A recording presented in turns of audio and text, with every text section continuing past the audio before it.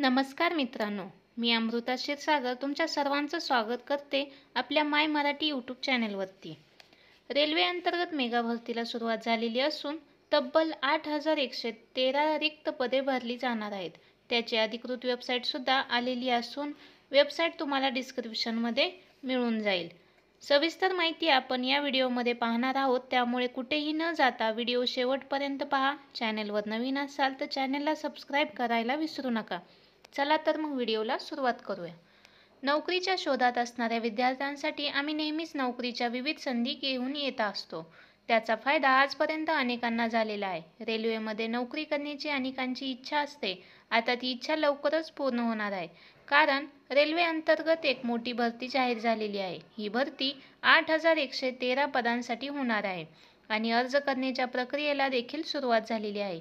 Railway भरती मंडळ 2024 अंतर्गत ही भरती चालू झालेली आहे।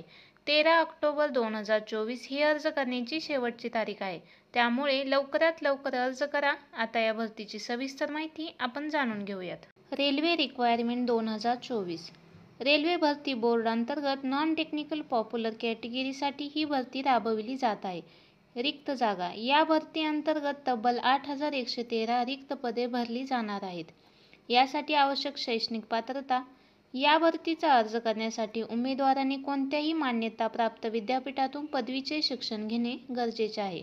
अर्ज सुरू होण्याची तारीख 14 सप्टेंबर 2024 पासून अर्ज प्रक्रिया सुरू झालेली आहे।